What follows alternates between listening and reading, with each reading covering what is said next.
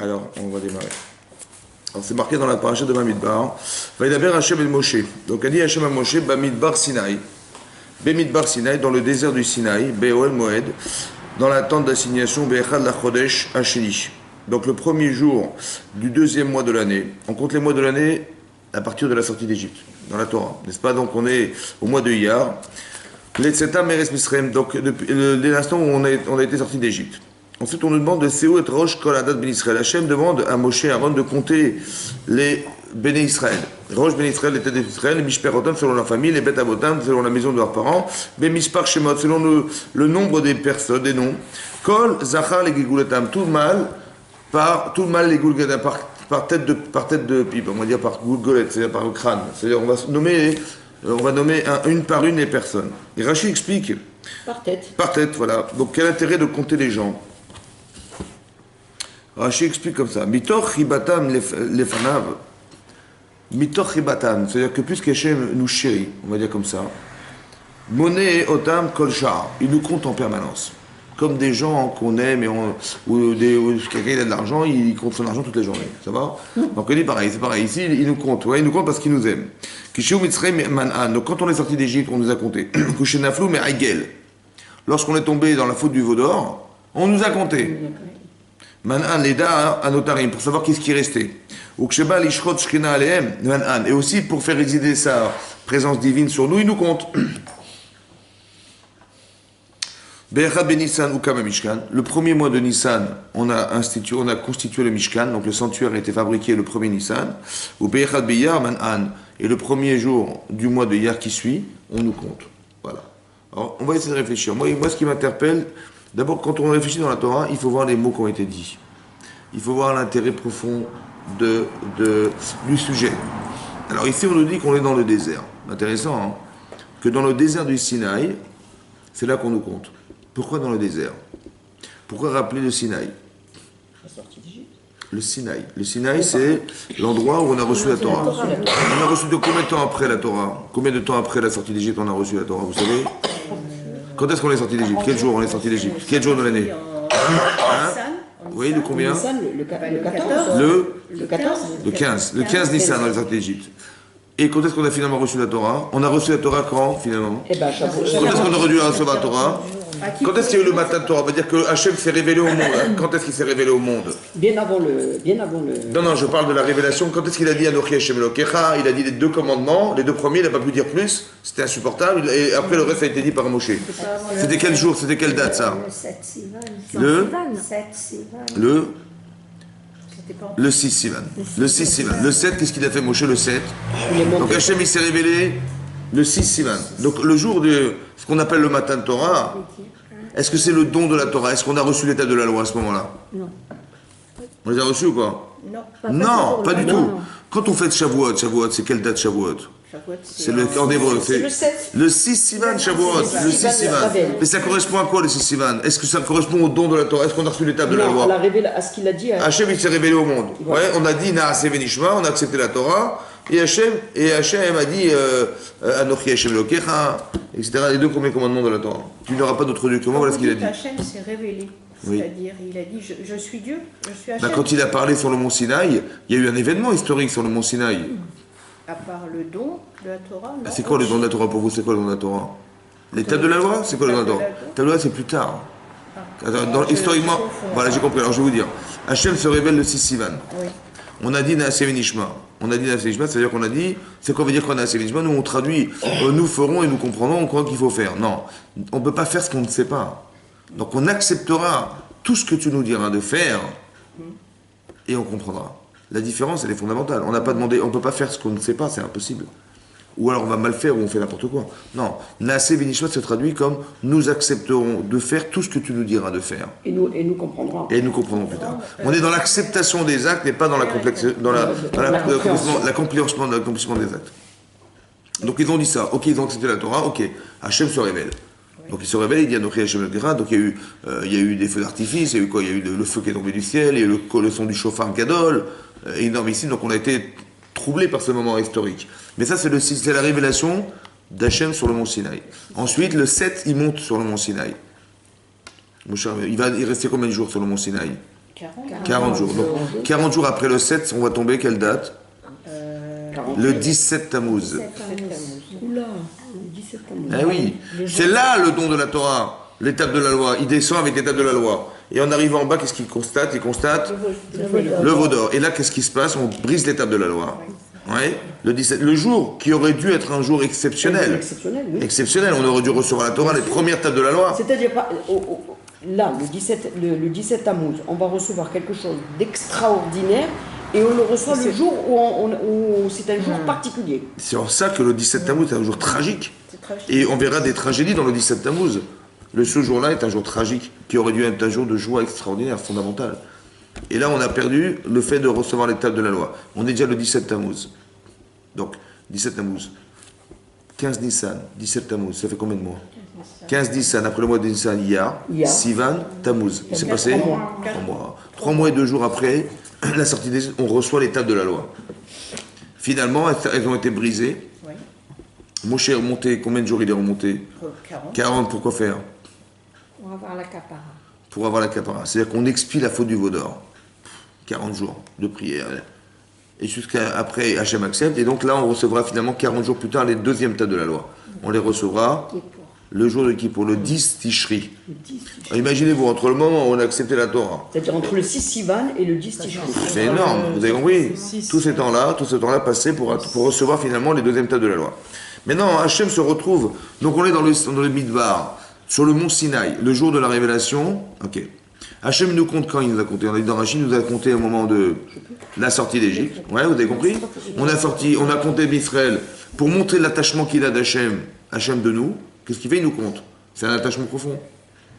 Maintenant, il nous a compté à la sortie d'Égypte. Il nous a compté après la faute du veau d'or. Ça vous trouble ou pas, ça? Attendez, quand je compte les choses, c'est que j'aime ou j'aime pas? Oui, J'aime. Donc quand je compte, je chéris ce que j'aime, je suis passionné par ce que j'ai, donc je compte en permanence. Ça vous paraît logique de nous compter après la faute du veau d'or? Ben non, c'est pas logique, parce qu'on a fait une faute. Alors, Hachem, il montre son amour après la faute du veau d'or. C'est incohérent. Moi, je croyais qu'il nous avait abandonné après la faute du veau d'or. Man'an otan. Il nous a compté pour montrer l'amour qu'il avait. Et après, de nouveau, il nous compte. À chaque fois, il nous compte en permanence. Il nous compte à la sortie d'Égypte, il nous compte à la faute du veau d'or, il nous compte quand on a dû fabriquer le Mishkan, il nous compte. Après la construction du Mishkan, donc là il va faire résiner sa shrina sur la terre, ce qui est énorme. Il nous compte. Pourquoi faire? Comment vous comprenez qu'il nous compte après la faute du veau d'or? Est-ce que c'est normal? Est-ce que c'est normal? Quelqu'un il vous dit, attendez, on a trahi Hachem ou pas? Oui, normal, non. Mais c'est Pas tout le monde. J'ai compris, mais quelque part, il y a une faute qui a été acceptée par le clan Israël. Pourquoi le clan Israël? Qui c'est qui a fauté? Les Erev Rav. Le Erev Rav, c'est qui? C'est des gens qui se sont convertis, sortant d'Égypte. Ouais. Eux, ils ont été essentiellement les acteurs de du veau d'or. Mais les Israël ont suivi ou pas? Oui, ils ont suivi. Bien sûr, ils ont suivi. Donc, s'ils ont suivi, ou ils ont suivi physiquement, les femmes n'ont pas suivi, mais les hommes ont suivi. Ceux qui ont été touchés par ça, ils sont morts. Mais le clan Israël a été touché fondamentalement par cette faute. Oui. Je sais pas, vous êtes trahi par quelqu'un, comment ça se passe dans votre tête? On n'a plus envie de le voir. Couper les liens. Est-ce qu'Hachem il a coupé les liens? Non. C'est marrant parce que quand on nous sort d'Égypte, il nous compte ou pas? Oui. Mais avec le même amour qu'il nous a compté en nous sortant d'Égypte, il nous compte après la faute. Comment vous comprenez ça, vous? Comment vous comprenez ça, vous? Les rachamim, La on nous a choisi. Attendez, on n'est pas dans la théorie, j'ai compris théoriquement. Mais est-ce qu'émotionnellement ça vous paraît logique?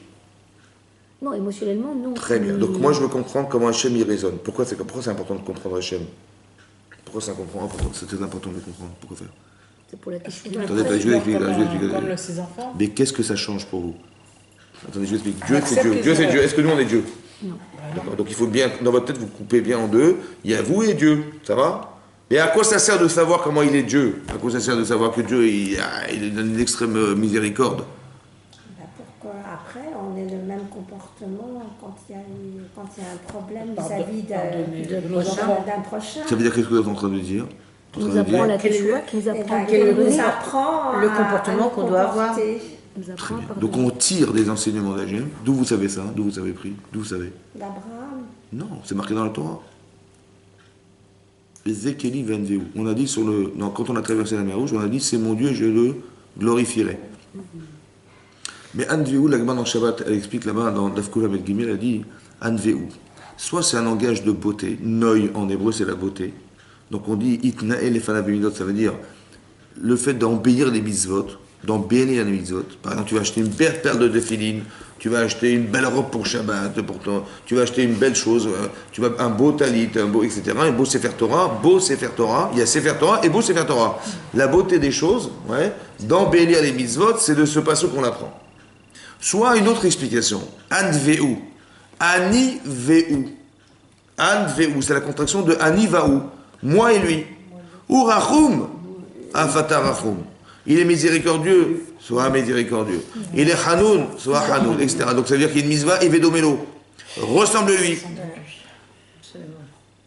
Donc c'est très important que je comprenne son comportement parce que on doit comprendre des qualités. On va dire que puisqu'on ressemble à Hachem, quelque part, quand on dit on a été créé à son image, vous croyez qu'Hachem a une image? C'est quoi l'image? C'est ses qualités, ses vertus. C'est ça l'image. La capacité de ressembler à Hachem. Parce que dans Adam, on a dit dans Adam, il y a le mot Adama. Mais il y a deux explications de Adam. Soit Adam qui veut dire l'homme, ça veut dire ça vient de la terre.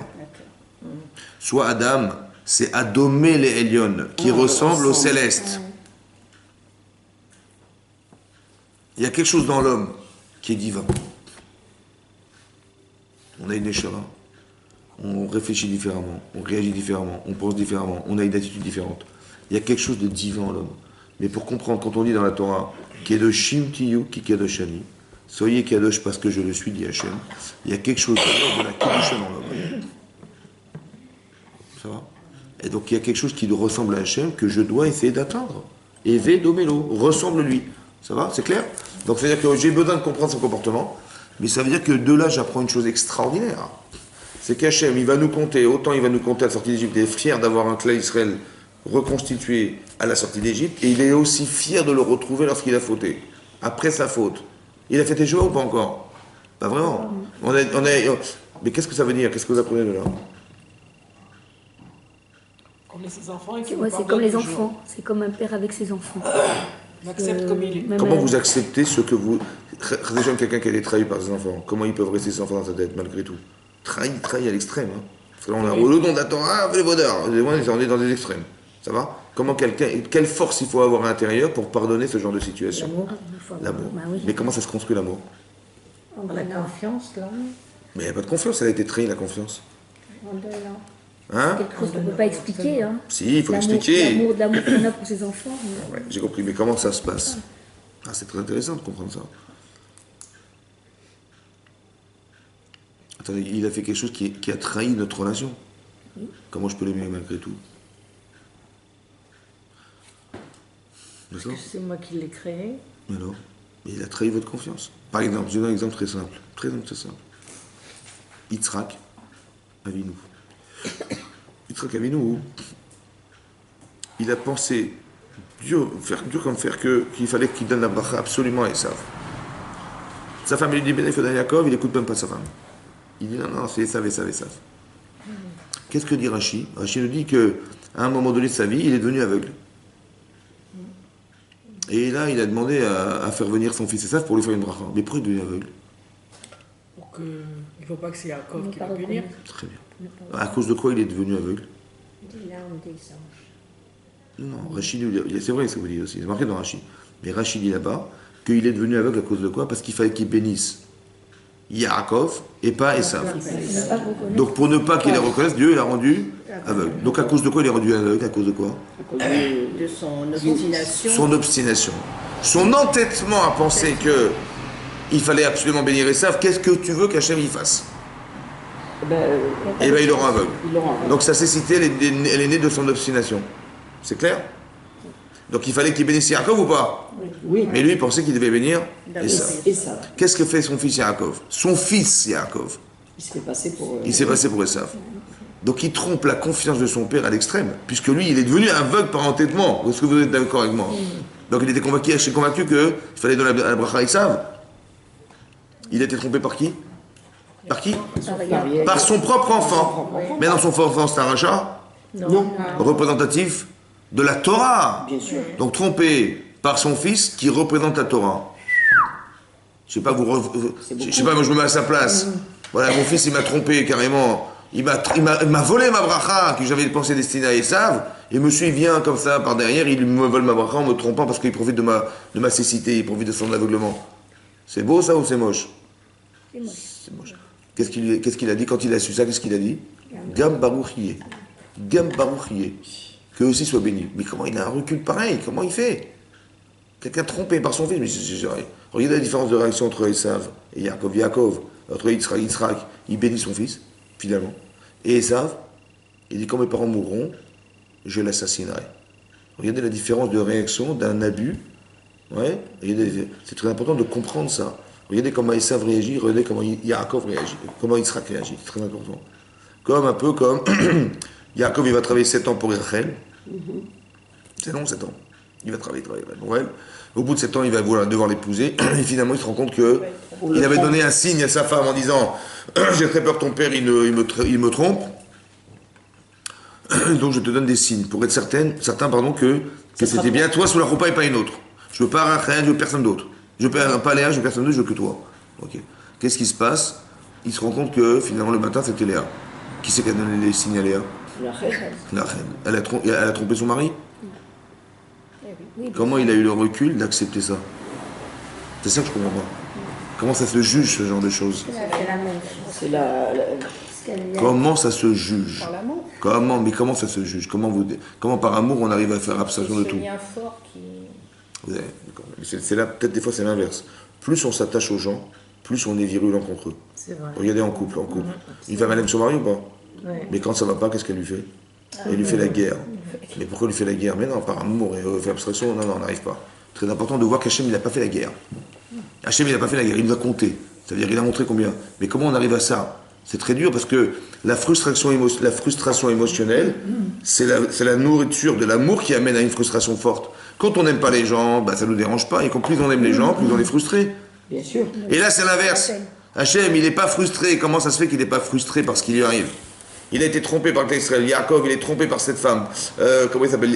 Yitzhak, il est trompé par son propre enfant.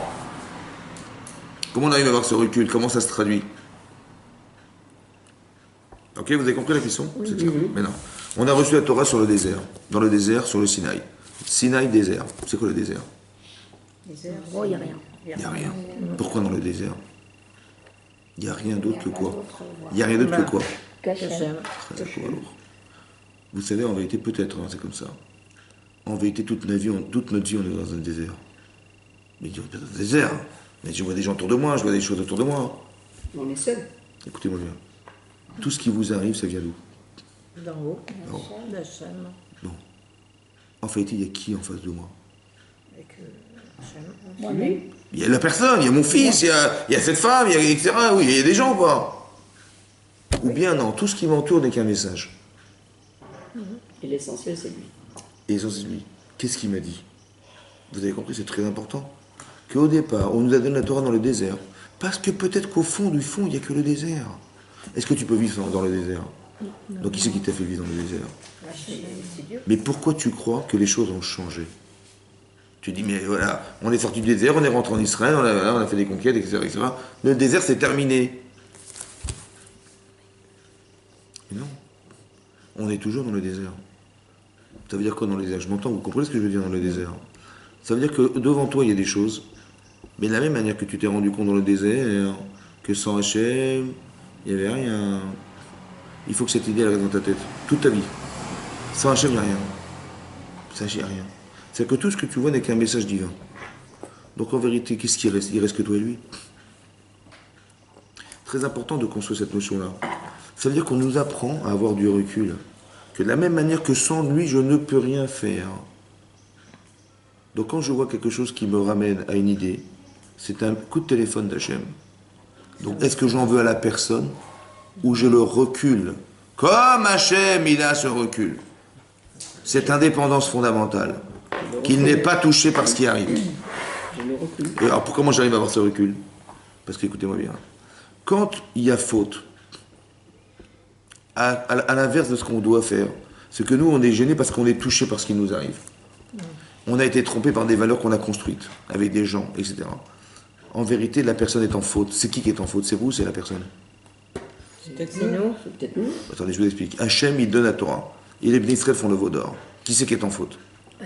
Quand on est frustré en général, quand on est coupable, parce que partenaire, on dit, bah, je m'en veux, attendez, je suis partenaire, je suis associé à l'idée, je suis à la faute, mais à côté, j'assume. Mais quand je n'ai rien à voir avec ce que je subis ce qui m'arrive, je ne fais que subir. Je dis, mais comment mon fils il a pu me tromper en se faisant passer pour Esav? Comment cette femme pour qui j'ai travaillé pendant 7 ans, elle a pu faire un coup pareil? Pour le bien. À qui j'en veux? J'en veux à mon fils ou j'en veux à La femme. Qui c'est qui est fauteur? Maximum, c'est la femme. Maximum, c'est mon fils, maximum. Pourquoi je suis touché par le manque de reconnaissance qu'il me doit, et pas de me dire, d'avoir ce recul extraordinaire d'indépendance, je suis dans le désert, et de me dire, le pauvre, comment il a osé faire ça? Peut-être que j'ai manqué d'affection, peut-être que j'ai manqué de trucs, vous avez compris la différence extraordinaire?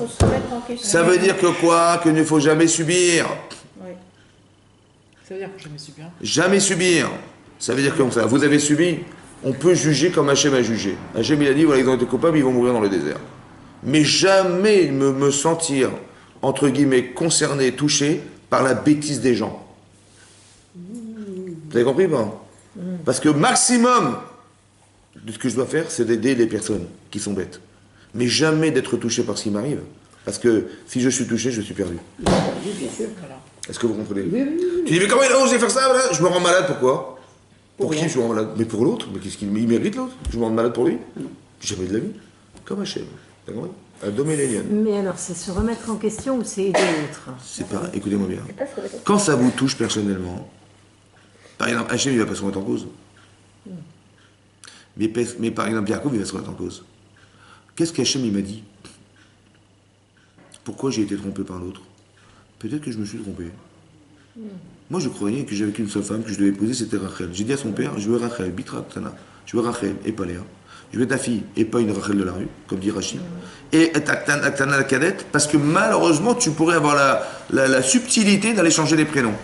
Et d'appeler Rachel et aller Rachel. On va à la mairie, on change de prénom. Voilà, Rachel. C'est Léa. Mais je veux pas. Je veux la Ktana, je veux la cadette. Donc il voulait absolument cette femme. Mais il s'est trompé malheureusement. Qu'est-ce qu'il va faire Hachem? Il va rectifier. Et comment il fait? Mais la correction, elle est effroyable. Parce que si je ne suis pas capable d'accepter cette différence, la différence c'est quoi? C'est d'accepter d'épouser une autre. Et à part ça, par ma propre femme qui va me tromper. Oh, c'est dur à accepter ça. Mais quand il y a un grand Yetzer Hara, il y a une énorme chose derrière. Vous avez compris comment ça marche? Il y a un gros Yetzer Hara, il y a quoi? Bien sûr. Ça veut dire que je dois atteindre quelque chose qu'on voudrait m'empêcher d'atteindre. Alors on va s'acharner pour m'empêcher d'atteindre ce niveau. Mais il faut qu'Yaakov il accepte. Il faut qu'Yaakov il ait la qualité humaine. Il faut qu'il ressemble à Hachem. Il faut qu'on comprenne qu'on est dans un désert. Il n'y a rien d'autre que moi et lui. Moi je croyais, mais non, mais il y a des millions de personnes, il y a des gens, il y a du travail, il y a du business, il y a des émotions, il y a des partenariats, il n'y a pas beaucoup de choses. En vérité, c'est zéro. Tu construis ta vie par les autres, mais ne jamais subir les autres. Ça veut dire, et la dépendance de te dire, bon, ton fils il a fait des bêtises, c'est parce qu'il est bête. Il a fait des bêtises, peut-être que Mina Shamaim, on t'a trompé parce que tu t'es trompé. Accepte de t'être trompé, laisse une ouverture possible. C'est difficile. On n'a pas dit que c'est facile. Adam et Léliane. Ça veut dire qu'on doit ressembler à Hachem, mais c'est très important de ne pas être réactif. Pourquoi? Parce que la réaction, elle est destructrice. Comment vous allez réagir? Violemment? Ça va couper les liens. Il a gagné il a gagné. Imaginez-vous si Yaakov Avinu, il a trompé son père. Son père s'était frustré de la situation. Qu'est-ce qu'il aurait fait à son fils? Il aurait maudit, c'était terminé. On aurait pu terminer quoi? Le clan Israël, terminé. Terminé. Il aurait gagné, etc. Oui. Si Yaakov il s'était énervé contre sa femme, sa vraie femme, qu'est-ce qui s'est passé? Il aurait ni épousé Léa, ni épousé Rachel. Terminé. Il n'aurait rien eu. On ne serait pas là. Donc ça veut dire que c'était forcément virulent parce qu'il fallait qu'on atteigne un niveau d'acceptation d'être un désert. Ça veut dire que je suis un désert, je suis complètement stérile. Vous comprenez ce qu'il y a derrière? C'est très fort ça. Pour dire que quoi? Que jamais, au grand jamais, je ne serai touché, on va dire remis. Que la situation que je vis, je dois être en réaction à cette situation. Jamais de ma vie. Jamais en réaction, en jugement. Tu juges, on n'a pas dit que tu dois être un mouton. Non, tu dis voilà, ça je juge. Ce qui veut dire que si on a une épreuve, on l'accepte. Exactement. Dans quel sens? Dans quel sens? Dans le bon sens. Dans le bon sens, c'est ça que j'explique. Comme Hachem. Vous avez, il nous a, après le Vaudor, il nous a compté Hachem ou pas? Oui. Mais comment il nous a compté? Il nous a aimés, mais comment il peut nous aimer? Et donc c'est-à-dire qu'il n'est pas en réaction émotionnelle. C'est quoi la frustration? C'est une réaction. Il n'est pas en réaction. Ça veut dire que je sais ce qui m'arrive, mais j'ai ce recul de me dire, les pauvres mesquinim. Un type, il me traite de sale juif dans la rue. J'ai plusieurs façons de réagir. Bien sûr. Que quoi? Soit je lui casse la figure. La colère. C'est la colère, je lui casse la figure. Je dis le pauvre. Ou soit je dis le pauvre.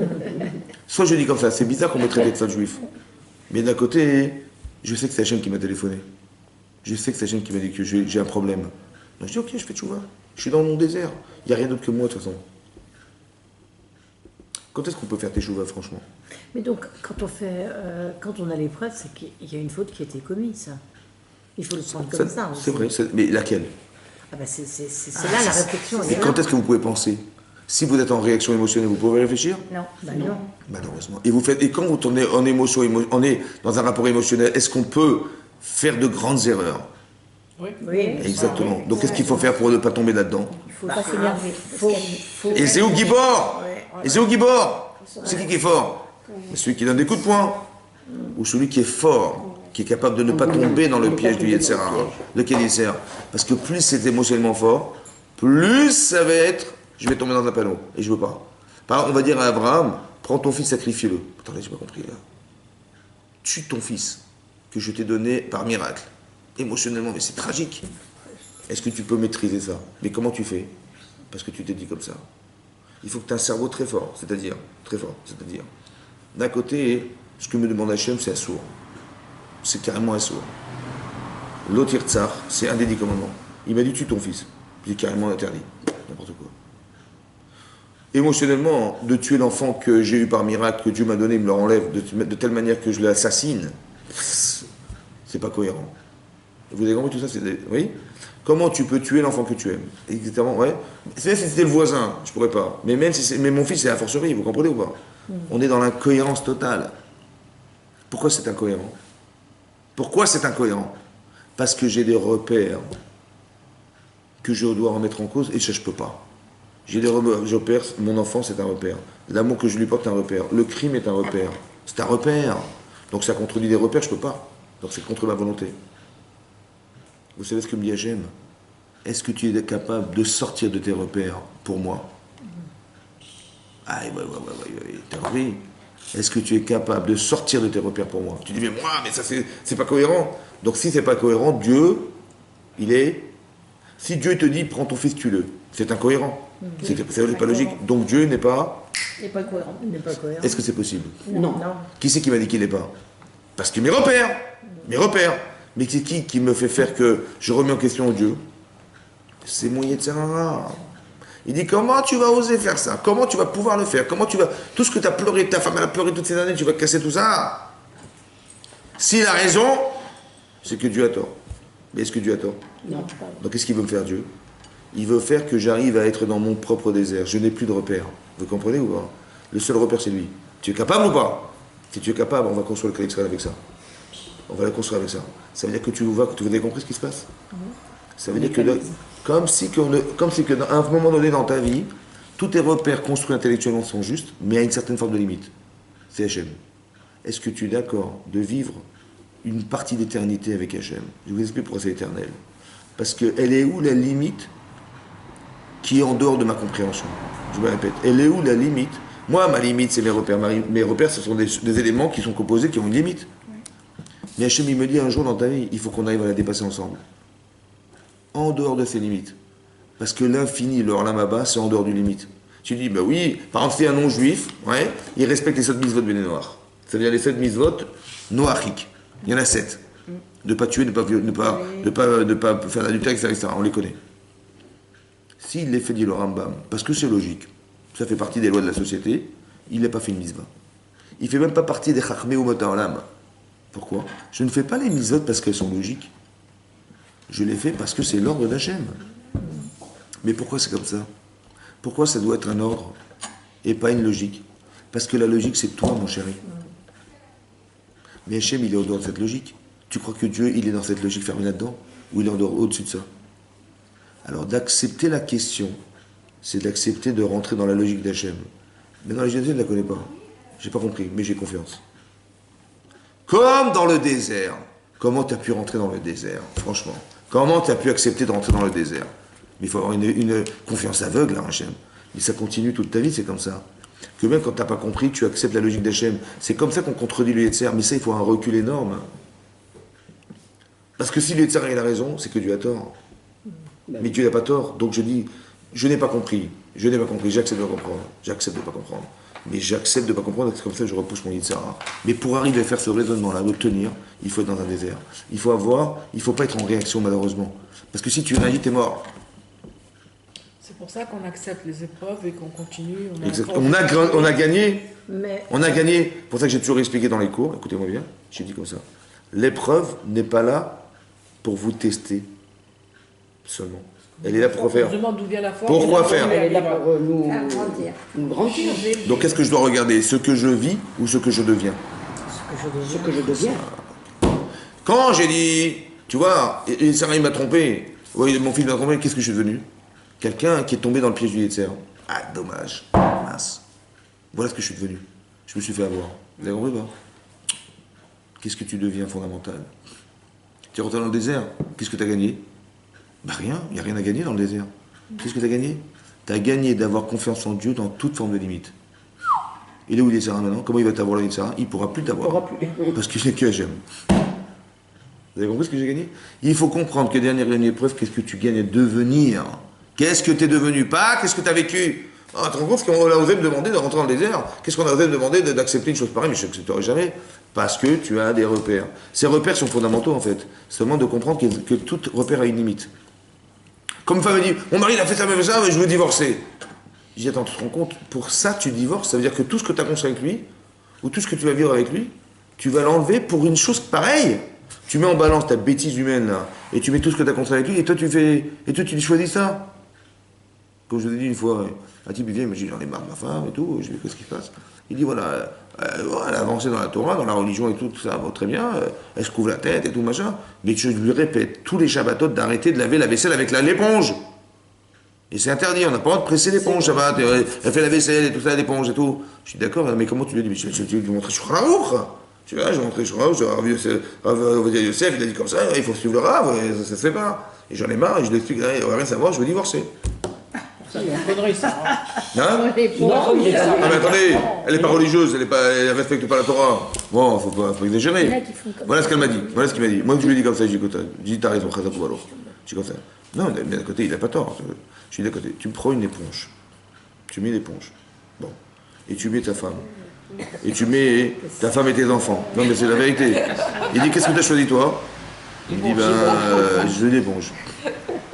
Je lui dis, mais quand même, l'éponge, c'est Shabbat. Alors, comment je vais faire? Je lui dis, écoute, ma chérie, je lui dis comme ça. Je lui dis, à la femme, je dis comme ça. Je dis à ta femme, je dis à ta femme. Maintenant, votre mari va vous quitter. Pourquoi? D'un côté, vous êtes. Non. D'un côté, c'est la vaisselle. La vaisselle, elle sera propre. Si je n'avais pas une belle éponge, elle ne sera pas très propre. D'un côté, elle sera pas très propre. Bon. Mais d'un côté, votre mari en face. Vous avez choisi, vous êtes entêté, hein, vous avez choisi l'assiette. C'est dramatique. Hein. Vous savez, pour une assiette, on divorce. Quand on recule avec le recul, on se rend compte que c'est pour une assiette propre qu'on a divorcé finalement. Et je dis non, je veux mon assiette. Regarde, sans tête l'assiette. En vérité, c'est débile. Pourquoi c'est débile? Parce que le problème n'est pas là. C'est ni l'assiette ni l'éponge. Absolument. Comment quelqu'un il est assez fou de divorcer pour une éponge? Comment qu'une femme elle est assez folle pour s'entêter pour une assiette? Vous avez compris? Mais ça veut dire qu'on se fait avoir pour des bêtises. Un peu de recul, un peu de désert. Mettez-vous dans le désert. Il n'y a plus personne. Et que tu mets quand je dis ça, qu'est-ce que j'ai fait moi? Qu'est-ce que j'ai fait? Je lui ai expliqué, mais là on est dans le désert. Qu'est-ce qu'au final? Il reste une éponge et une assiette. Et mon mari et ma femme. Il n'y a pas photo.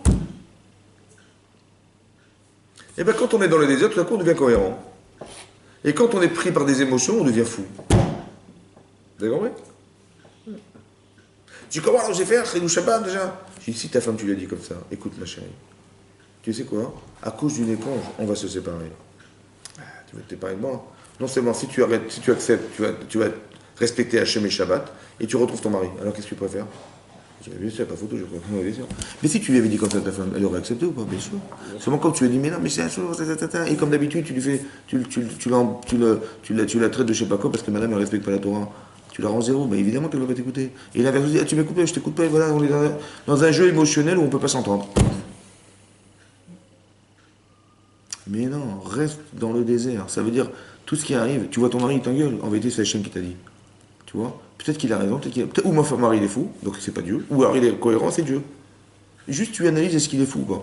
Il t'a dit que c'est marqué dans la Torah, donc s'il est cohérent, c'est Hachem qui t'a parlé, c'est pas ton mari qui t'a parlé. Cette faculté à se retrouver dans le désert. Ça veut dire de ne pas croire que ce que j'ai en face de moi, c'est la personne. Vous avez compris? C'est quelque part une forme d'avertissement. Ouais, il y a quelque chose qui s'agite dans mon cerveau. On me pose une question, qu'est-ce que je fais avec? C'est ton cerveau qui doit réagir. C'est pas ta tête, c'est pas ton corps qui réagit. Parce que là, tu réagis par émotion. C'est ta tête qui réagit ou c'est ton corps qui réagit? Tu as été frustré, tu as été vexé, tu as été machin. Il y a des valeurs qui se contredisent dans ton cerveau, qui créent une émotion, et c'est ton corps qui a finalement réagi, c'est l'émotion qui a touché ton problème. C'est pas la relation à l'autre, c'est pas l'intellect qui joue. Ton intellect, il crée la contradiction, et ton corps, il réagit à ce moment qui est frustrant. Et donc, tu réagis violemment.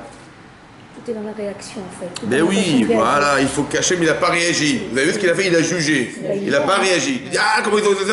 Non, il n'a pas dit ça. Il a dit... Il a jugé que ça, les fauteurs ont fauté, mais je regarde mon émotion. Ça s'apprend, ça, c'est pas évident. Hein, Ah, réagir. Ben On dit souvent, tourne la langue très souvent dans ta bouche avant de réfléchir. Mais il faut avoir mais pour ça, il faut comprendre. Mais il faut deux choses, je pense. Il faut comprendre que l'Aïmounat Hachem, c'est pas d'arriver à croire que Dieu est Dieu. Que Dieu est Dieu, il n'y a pas de problème. Seulement, il est Dieu quand j'en ai besoin. Et quand j'en ai pas besoin, il n'est pas là. Vous avez compris la différence? Il faut bien comprendre qu'il est toujours là. Il est toujours là. Toujours là. C'est marqué dans les Chazal. Quand on fait des tachanounim, on dit Hachem, Hachem, quel rachum vechanoun erech abayim va'afresevemet. Hachem, Hachem, Dieu de miséricorde, etc. etc. Hachem, Hachem, pourquoi deux fois Hachem? Hachem, Hachem. Quel rachum vechanoun, c'est un Dieu, rachum vechanoun erech abayim, patience. Hachem, Hachem, pourquoi Hachem, Hachem? On a dit Hachem, Hachem. Parce qu'Hachem, il était Hachem avant la faute, il restera Hachem après la faute. Moi, j'ai cru, quand j'ai fauté, c'est terminé. Hachem, il reste Hachem malgré tout. Parce qu'Hachem, il ne regarde pas, il garde son amour vis-à-vis de toi parce que ce qui compte, au contraire, tu as plus besoin d'Hachem après la faute qu'avant la faute. Donc, il est plus attaché à toi après la faute qu'avant la faute, évidemment.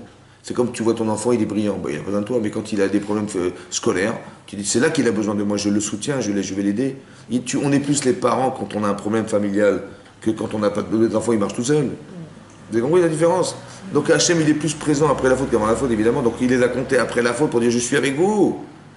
Ça ne m'a pas touché ce que vous avez vécu. C'est dommage pour vous, c'est dommage. Parce que vous allez finalement, à cause de ça, vous allez recevoir les deuxièmes thèmes qui n'ont rien à voir avec les premières.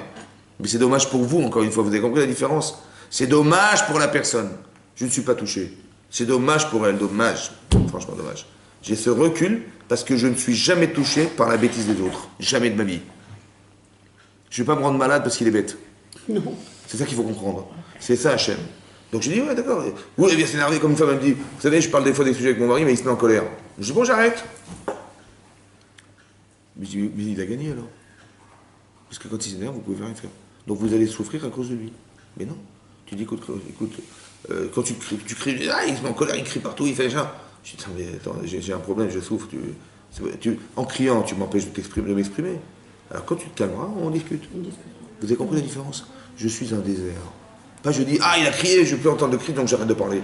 Au final, qui c'est qui a perdu? Lui, il est bête comme avant, et moi, je suis souffrant comme avant. Mais non, il ne faut pas tomber là-dedans. Il ne faut pas tomber dans des émotions. Pourquoi? Il a qu'à crier toute sa vie. Mais je suis désolé, quand tu t'arrêtes de crier, on discute, il n'y a pas de problème. Vous avez compris? Pas je suis en réaction à ce qu'il m'a fait faire, lui, ce qu'il espérait, c'est que j'allais avoir peur, ou que j'allais réagir, et je vais me calmer, je vais me la fermer, voilà. Pas du tout. Je suis désolé, on est un couple. Ça va? Et quand tu cries, tu n'es pas un même. Quand tu cries, tu n'es plus mon mari. C'est tout. C'est clair. Donc je ne veux pas de cris, je ne veux pas d'achat. Je veux discuter. Pourquoi je discute? Pas parce que ça m'arrange, c'est parce que ça nous arrange. Ça nous arrange, dans les deux sens. C'est que ça va t'arranger aussi, mon chéri. Et autant que ça va m'arranger. Parce que c'est pas pour rien que je suis ta femme. Autant que je ne suis pas ton mari pour rien. Ça va? Dans l'inverse aussi, c'est vrai. Tout est vrai. Seulement, il faut être un petit désert pour comprendre ce que je vous dis. Et il faut être sur le mont Sinaï. C'est ça la Torah. Bamidbar Sinaï. Parce que la connaissance, elle se vit dans un désert. Il faut que tu aies un repère émotionnel qui existe, mais qui ne t'amène pas à te porter défaut dans ta vie. Des émotions, il en faut. Parce que c'est comme ça que tu construis ta vie. Mais jamais contre toi. Toujours avec, mais jamais contre. Tu aimes tes enfants, Dieu il aime tes enfants, mais jamais contre lui-même. Vous avez compris? C'est pas parce qu'ils m'ont trahi, ils ont trahi l'amour que je leur porte que ça me touche. Non, ils resteront, je les aime autant. Seulement, je les aime pour les aider. Je les aime pour les corriger. Je les aime pour faire la justice. Je les aime pour... Vous avez compris? C'est pas pareil, hein. Quand je vois que mon fils il m'a fait une bêtise, c'est lui qui est bête. Je ne vis que la conséquence de sa bêtise. Donc j'ai un recul en disant, tiens, j'aurais juste... Au moins, ça ouvre une porte. Oui, mais à quel moment on considère que c'est la personne qui est en face qui a fait la bêtise et pas soi-même? Ça peut être soi-même, hein. Mais j'ai ce recul de me juger. De dire peut-être c'est moi. Comme Yaakov, il dit peut-être c'est moi qui me suis trompé. Peut-être. Israël, il dit peut-être c'est moi qui me suis trompé. Je crois que c'était ça, c'est faux. Peut-être j'accepte. Et là, je vois qu'effectivement, il avait raison. Vous avez compris? Mais ce recul n'est possible que si on n'est pas victime d'une émotion. D'accord. On nous demande d'avoir une forme d'objectivité, ce qui est très dur. Hein. Ouais. Ça veut dire de ne pas être victime de ses idéaux. Ouais. Ne jamais être victime de ses idéaux. Vous avez des repères dans votre tête. Ne jamais être victime des repères. Il y a vous et les repères. C'est qui a créé les repères? C'est vous. Parce qu'une fois, il y avait un rave, il était très très très malpide. Très malpide, ça veut dire qu'il était très pointu avec sa femme. Il dit, je veux que tout le temps le parquet soit brillant. Tout le temps, tout le temps, tout le temps. Et dès qu'il y avait une saleté, il devenait fou. Une fois, il y a un type, il vient, un paysan, il arrive avec ses bottes pleines de boue, il veut voir le rave. Et sa femme veut le voir, il voit les bottes, il va marcher, mon mari va sauter en l'air. Et donc il rentre dans la maison, il fait des traces de boue partout, il dit bonjour, voilà j'ai une question à vous poser, il dit ok, il n'y a pas de problème. Il rentre, il ressort, il ne s'est rien passé. Et sa femme elle voit ça, mais elle a vu. Lui, elle lui fait la guerre pour qu'il n'y ait pas une poussière par terre, et l'autre il a mis boue partout, il n'a même pas dit un mot. Il dit, alors il dit, mais je comprends pas, mais tu contredis là, je comprends pas, qu'est-ce qui t'arrive là? T'as vu la boue, ça va, t'as réagi? Et il n'a pas compris. Pourquoi je veux que ça soit propre? Parce que je veux avoir un esprit propre. Que mon environnement, il doit représenter ce que je suis. Mais je veux jamais être tributaire de mes critères. C'est pas parce que maintenant il va mettre de la boue par terre, qu'est-ce qui va passer? Eh ben, je vais l'envoyer balader. Mais à cause de la boue, je l'ai envoyé balader, mais c'est pas possible. Je ne suis jamais victime de mes critères. Vous comprenez ce que je veux dire? Moi, je veux que ça soit propre. Je veux une maison rangée. Machin, pourquoi? Parce que le désordre crée du désordre. Moi, je veux avoir un cerveau qui soit ordonné, clair, etc. Donc, je veux une maison qui correspond à ce que je ressens. Je ne veux pas contredire ce que je construis. Mais jamais d'être victime des repères. Jamais. Parce qu'ici, il est venu avec de la boue. Donc, qu'est-ce qui s'est passé? À cause de la boue, je l'ai renvoyé et il n'aurait pas trouvé sa solution. Comme si Kachem, il me l'avait envoyé pour que je l'engueule à cause de la boue. Non, il ne m'a pas envoyé pour ça. Je ne veux pas être victime de mes critères. C'est Yitzhara, ça. Tu dis, ah, il a mis de la boue, alors renvoie-le. Non, jamais. Désert. T'as compris? Désert. Parce que ce que ça peut engendrer est toujours plus grave. Ah, il ne faut pas répondre. Quand on s'énerve, il ne faut pas répondre. Il faut avoir le recul, madame. Le recul de se dire. D'avoir le recul de réfléchir. Jamais, vous avez compris, votre cerveau il doit être suffisamment fort pour dire que de toute façon, qui c'est qui va perdre au fond? C'est nous deux. Nous deux, on va perdre. Que moi, j'aurais pas pu enseigner à cette personne, et la personne, elle va partir frustrée à cause de la boue. À cause de la boue, réfléchis. À cause de la boue. Donc tu as des critères, c'est vrai. Mais à cause de la boue, tu l'as envoyé. Mais c'est pas ça qu'il voulait Hachem. Il voulait que tu sois capable de prouver que malgré tes critères, tu lui parles quand même. T'as compris? Malgré tes critères, tu lui parles quand même. Parce que l'importance que la personne a, elle est plus forte que la boue. Toujours, c'est comme ça. Mais pour ça, il faut avoir compris qu'on est dans un désert. Et sur le mont Sinaï. Il n'y a rien d'autre que toi et lui. Il n'y a rien d'autre que ce qu'il va te dire et toi. C'est tout. Après, le reste, c'est les balivernes. Parce qu'au final, quand tu réfléchis, c'est à cause de la boue. À cause de mon beau-père, il m'a mis ma belle-sœur à la place. À cause de ça, tu vas quitter, tu vas regarder toute ta vie. Il faut avoir un cerveau fort, c'est-à-dire un cerveau fort. Il faut avoir des critères qui sont des critères de construction émotionnelle, c'est sûr. Parce que sans repères, on est des sauvages. Donc il faut des repères. Mais jamais des tributaires des repères, jamais. Tu vas pas perdre tes enfants parce que machin. Tu vas pas perdre. Vous savez comment ce que je veux dire? C'est très important. Tu vas perdre ton mari pour des bêtises. Tu vas perdre ton cerveau pour. Tu vas perdre toutes tes valeurs pour. Tes valeurs, elles sont compromettantes parce qu'elles te mettent en cause. Mais je ne jamais de la vie, jamais de la vie. Moi, j'ai des amis pour me construire, mais pas pour me détruire. J'ai pas construit une arme pour tuer les gens. J'ai construit pour me défendre. Donc ne l'utilise pas pour tuer les gens avec. Tu as des critères, tu as des paramètres dans ta tête. Ne l'utilise pas pour tuer les gens avec. Jamais, on t'a pas donné. Vous savez quoi? On vit par la Torah, on ne meurt pas avec la Torah. Parce que la vie de la personne est plus forte que les critères. Quelqu'un qui est mourant Shabbat, on lui sauve la vie ou pas? Moi, je vais être Mechal Shabbat pour lui, mais qui meurt. Je peux être Mishra Shabbat pour lui, moi. Je veux garder mon là-bas. Non, on vit par les mitzvot. On ne meurt pas des mitzvot. Ça veut dire qu'on ne meurt pas. C'est pas parce que tu vas transgresser la Torah que l'autre il doit pouvoir mourir. Non. La vie est plus importante. La vie est plus importante que tes repères. Toujours te rappeler de ça. La vie est plus importante que tes repères. Parce que quand tu vas dire, mais non, mais mes repères est essentiel, finalement, il n'y a plus de vie. Voilà. Parce que j'ai détruit notre relation à cause des critères. La Torah te dit l'inverse.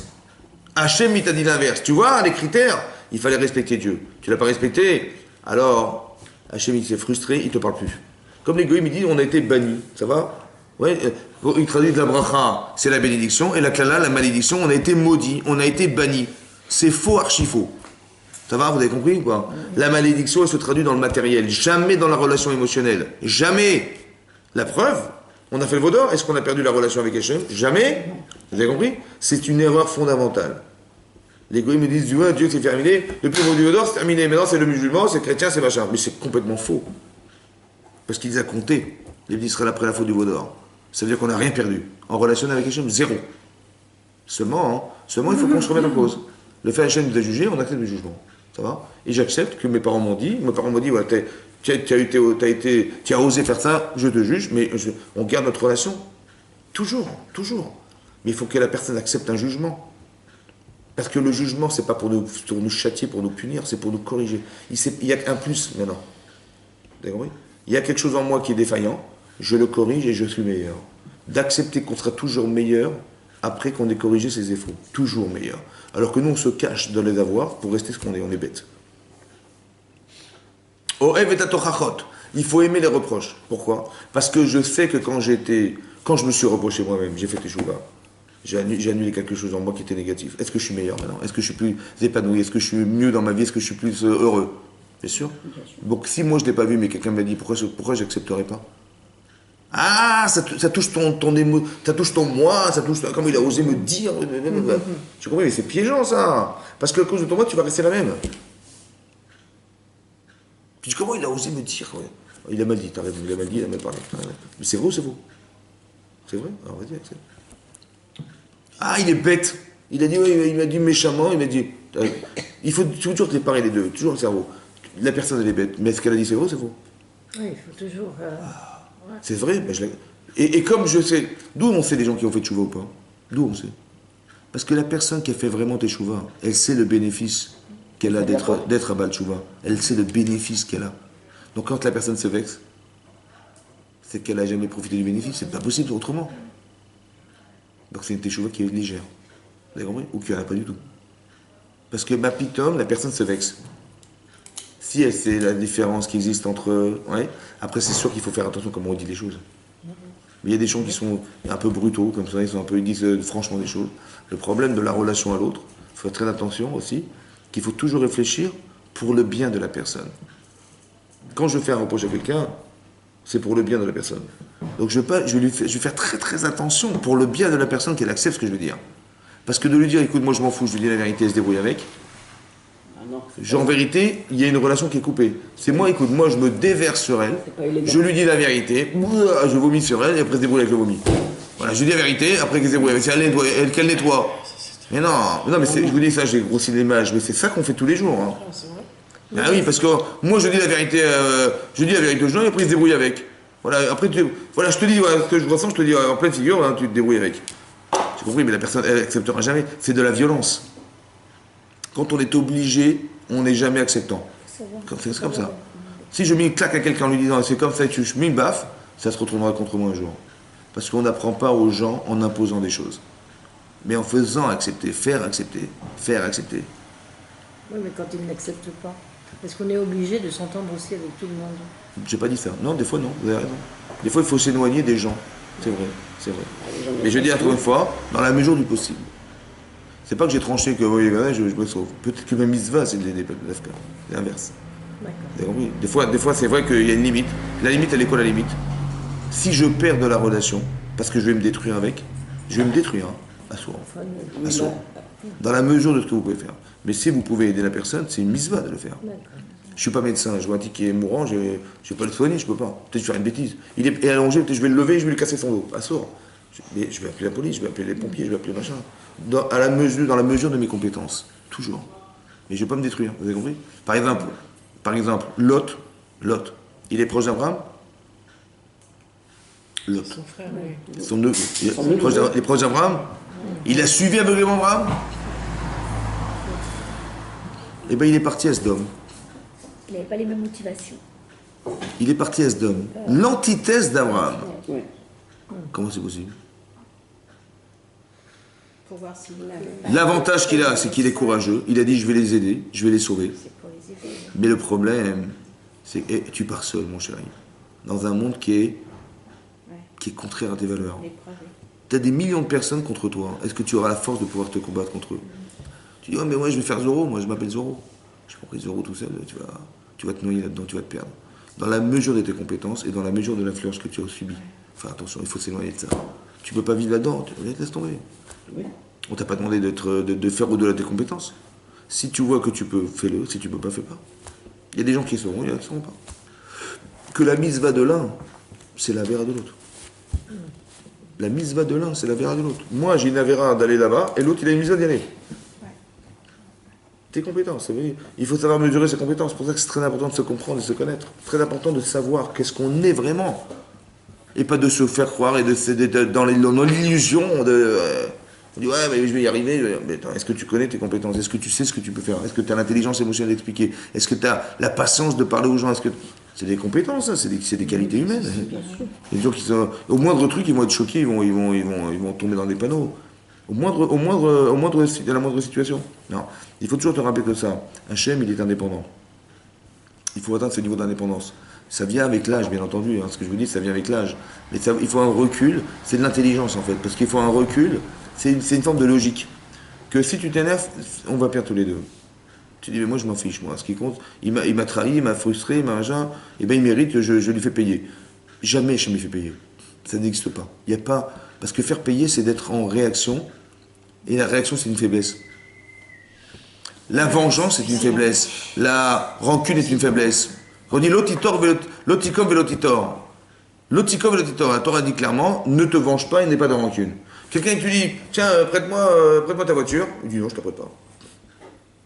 Il me dit clairement, je ne te prête pas. Demain, il vient, il me dit, tiens, prête-moi une perceuse. Il faut lui la prêter. Qu'est-ce que je lui dis? Si je lui dis, écoute, tu vois, je ne te la prête pas. Parce que tu ne m'as pas prêté. Non. C'est de la vengeance. C'est la vengeance. Et si tu dis, tu vois, moi je ne suis pas comme toi, moi. C'est la rancune. Tu vois, c'est la rancune. Assourd, les deux sont assourds. Alors qu'est-ce qu'il faut faire? Il faut lui prêter sans Il faut lui prêter sans rien dire. Vous savez, mais qu'est-ce que j'ai gagné? Moi j'ai perdu parce que je suis comme ça et je lui donne.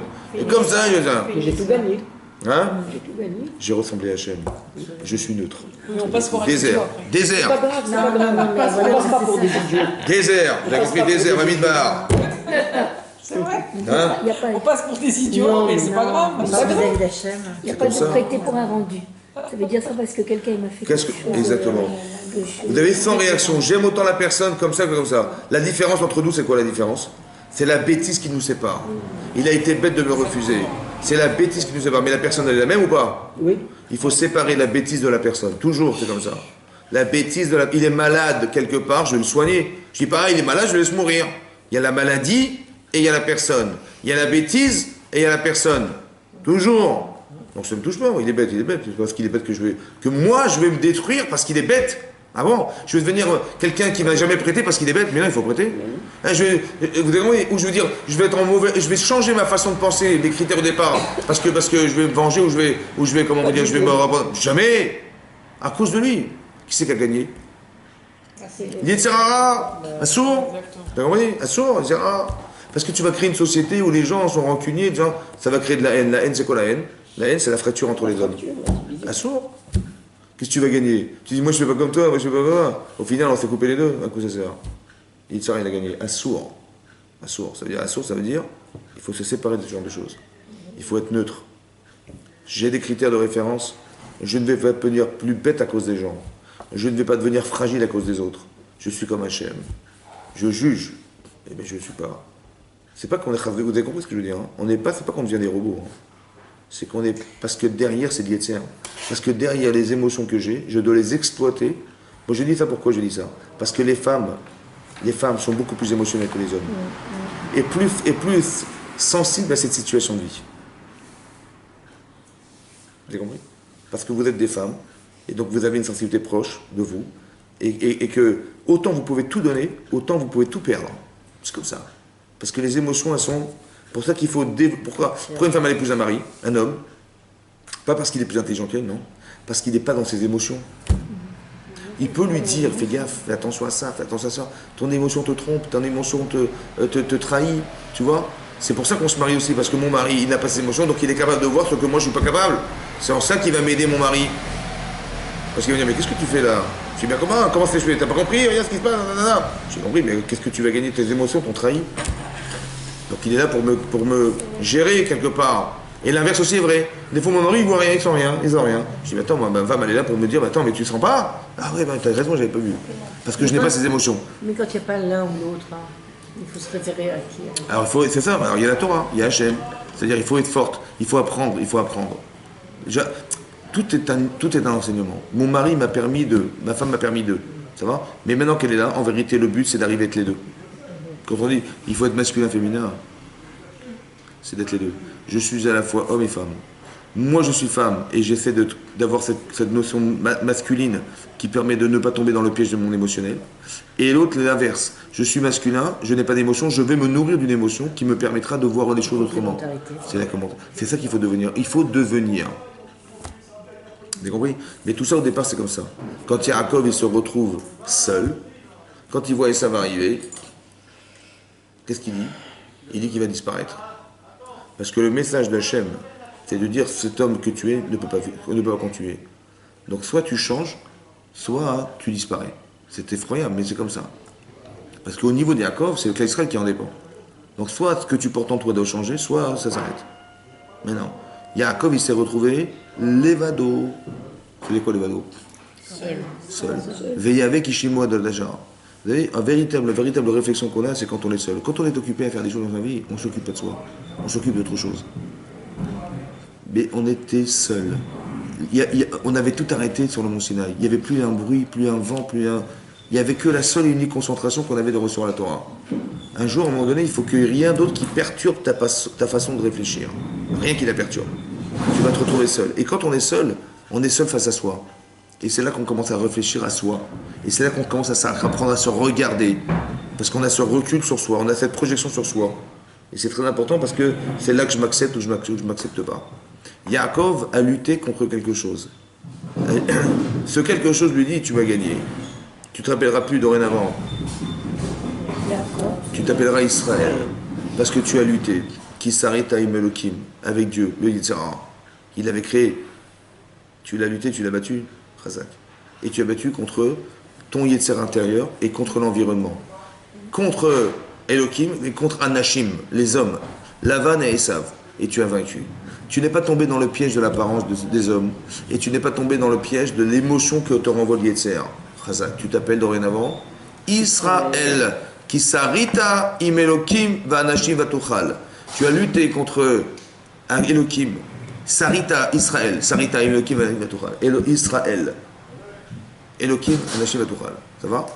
Ça veut dire qu'il faut être capable de lutter contre son environnement et contre ses émotions intérieures. Fais attention, parce que tu vois que si tu restes que tu es, maintenant on s'appelle les Béné Israël. On a cette capacité, il faut avoir la force de le comprendre, de l'accepter. On a la force de ressembler à Yaakov. De ressembler non pas à Yaakov mais à Israël. Ça veut dire la capacité d'avoir ce recul qui passe par l'étude de la Torah. Midbar Sinaï. Rappelez-vous toujours les mots. Midbar Sinaï. Il faut être capable de faire de soi un Midbar. Et être capable de toujours avoir pour référence la Torah du Sinaï. Toujours. Ma référence, mes critères, c'est la Hachem. La Torah. Des fois, Hachem, il me dit dans les lois de la Torah, il me dit c'est comme ça. Des fois, il dit fais attention des lois. Reste proche de moi. Parce que ma référence, c'est moi.